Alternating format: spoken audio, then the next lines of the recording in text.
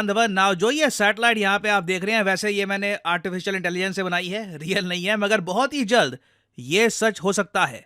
एक quad satellite reality में बहुत ही जल्द लॉन्च हो सकती है, क्योंकि जो यूएस एम्बेसडर हैं टू इंडिया अरिक गारसेती, ये रिसेंटली गए इसरो के हेडक्वार्टर्स में और इन्होंने यहाँ पर इसरो के चीफ को कहा कि चलिए एक क्वाड सैटेलाइट लॉन्च करते हैं। नाउ अपने आप में आइडिया सुन के आपको लग रहा होगा काफी इंप्रेसिव है, मगर फिर भी मैं कहूंगा कि ब्रिक्स का जो इनिशिएटिव जो ऑलरेडी बहुत आगे पहुंच चुका है, उसके कंपैरिजन में फिर भी ये थोड़ा सा लेट है। बट स्टिल मैं कहूंगा यूएसए ने अपनी तरफ से एक अच्छा स्टेप चला है और quad satellite definitely quad group की इंपॉर्टेंस को बढ़ाएगी।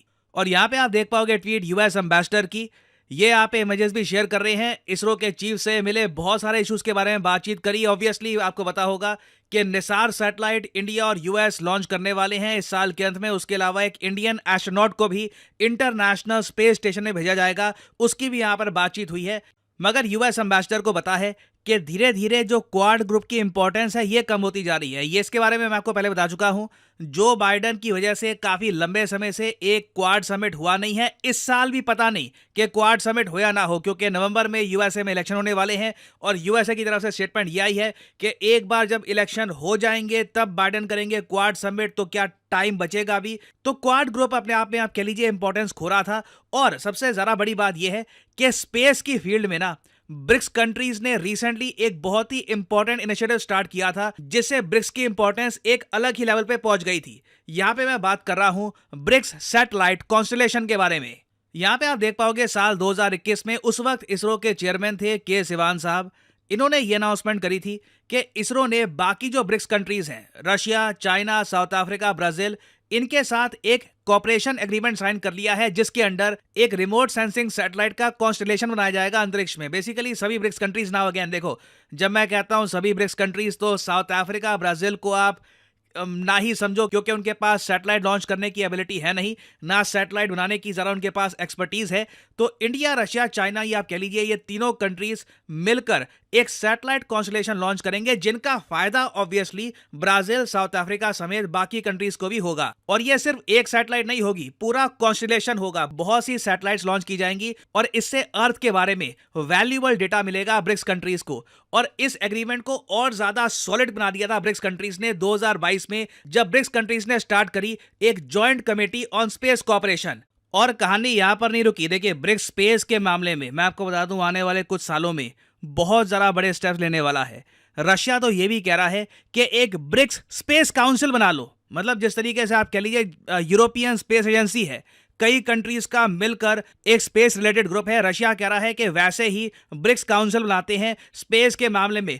चाहे डीप स्पेस एक्सप्लोरेशन हो या फिर कोई सैटेलाइट लॉन्च करनी हो, सब कुछ ब्रिक्स कंट्रीज मिलकर करेंगे। रशिया का तो अभी ये भी एक प्लान है कि डीप स्पेस एक्सप्लोरेशन के लिए ये एक न्यूक्लियर पावर टग बनाएंगे। ये बेसिकली एक टाइप का स्पेसक्राफ्ट होगा जिसको ऑब्वियसली न्यूक्लियर पावर से आगे पुश मिलेगा। तो अगेन रशिया बहुत कुछ करने का यहां पे सोच रहा है और यूएस जानता है कि अगर ये लोग सोते रहे तो मामला बहुत ज्यादा आगे निकल चुका होगा। एक्चुअली निकल ऑलरेडी चुका है।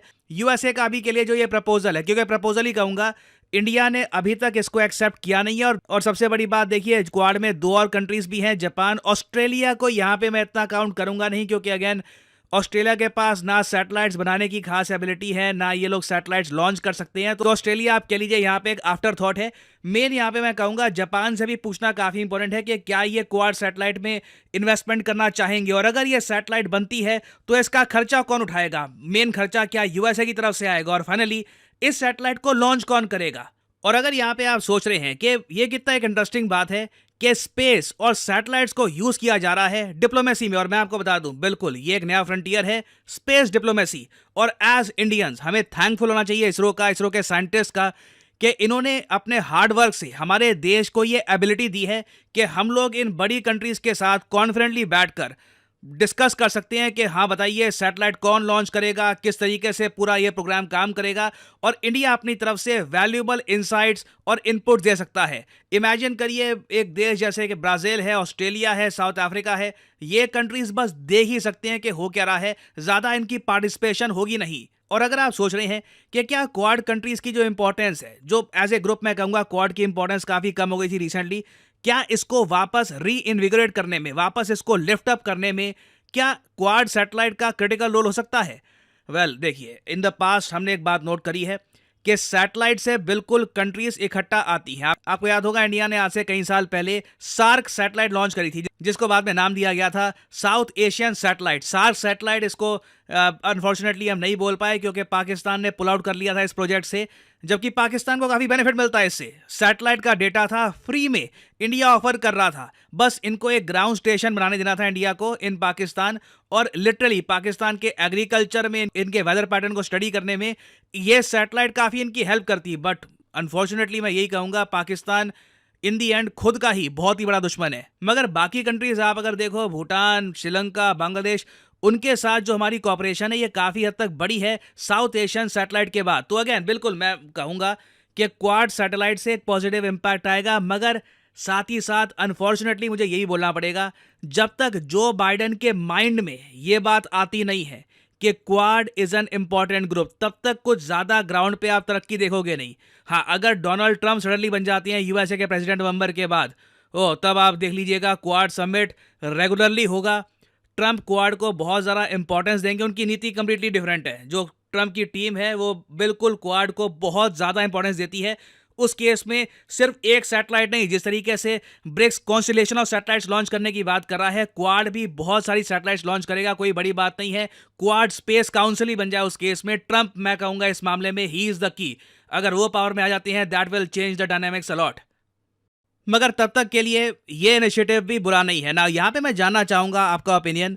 आपके हिसाब से क्या इंडिया को क्वाड सैटेलाइट का जो ये प्रपोजल है, इसे एक्सेप्ट करना चाहिए, या फिर आप मानते हैं कि नहीं, ब्रिक्स के साथ ही चलो, जो ब्रिक्स के साथ चल रहा है, ब्रिक्स स्पेस काउंसिल और सैटेलाइट्स की कॉन्स्टलेशन, उसमें ज़्यादा हमें पोटेंशियल दिख रहा है? लिखेगा इसके बारे में कमेंट सेक्शन में, स्पेस क्वाड या स्पेस ब्रिक्स या बोथ आपको ज़्यादा प्रेफरेबल इंडिया के लिए क्या लगता है? नाउ फाइनली आपसे पूछूंगा यहाँ पे एक क्वेश्चन। एक्सरसाइज शक्ति 2024 भारत और फ्रांस के बीच में हो रही है। भारत में ही आपको बताना है कि किस राज्य में एक्सरसाइज 2024, जिससे रिलेटेड बहुत सारे आर्टिकल्स, इस टाइप की इमेजेस सामने आई हैं। बताइए कि एक्सरसाइज 2024 कहां पे हो रही है। यह है यहाँ पे आपकी ऑप्शंस, महाराष्ट्र, राजस्थान, मेघालय या फिर तमिलनाडु। कमेंट सेक्शन में करिए उत्तर। जो लोग सही आंसर देंगे उनकी कमेंट को मैं हार्ट दे दूंगा, ताकि बाकी लोग समझ पाएं कि सही उत्तर क्या है। और फाइनली यहाँ पर मैं ये भी ऐड कर दूं कि अगर आप लाइफ में एक बार प्रॉपर्ली यूपीएससी एग्जामिनेशन के लिए प्रिपेयर करना चाहते हैं, आप एक कॉलेज स्टूडेंट हैं, आपके पास टाइम है 2 से 3 साल का, तो आप बिल्कुल परचेज कर सकते हैं स्टडी IQ का फ्लैगशिप यूपीएससी कोर्स। आपको सिंपली क्या करना है, कमेंट सेक्शन में जाइए, यहाँ पे आपको लिंक मिलेगा, इस लिंक पर करिए क्लिक और आपके सामने खुल जाएगा ये पेज। अगर आप मोबाइल फोन पे हैं तो स्टडी IQ की जो ऐप है गूगल प्ले स्टोर से आप डाउनलोड कर सकते हैं, और फिर यहाँ पे आप बाय कर सकते हैं स्टडी IQ का यूपीएससी कोर्स, जिसपे यहाँ पे लिखा होगा P2I। P2I मतलब के प्रीलिम्स, मेंस, इंटरव्यू, तीनों सेक्शन में स्टडी IQ आपके साथ रहेगा। प्रीलिम्स में आपकी कंप्लीट हेल्प की जाएगी एग्जाम क्लियर करने के लिए। आपने प्रीलिम्स क्लियर कर दिया तो स्टडी IQ आपको इनवाइट करेगा कि आइए दिल्ली, रहिए दिल्ली में। स्टडी IQ आपका खर्चा उठाएगा, मेंस की तैयारी करिए यहाँ पर बैठकर। इंटरव्यू में भी स्टडी IQ हेल्प करेगा। रिसेंटली आपने देखा होगा, हमने बहुत सारी टेस्टिमोनियल वीडियोस भी करी है upload.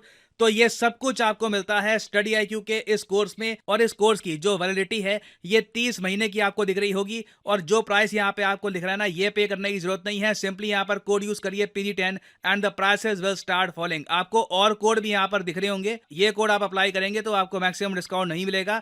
To get the maximum discount possible use the code PD10 और प्राइसेस बहुत ज्यादा गिर जाएंगे। सो इसी नोट के साथ यह है वीडियो का अंत। Thank you for listening and as always may the gods watch over you.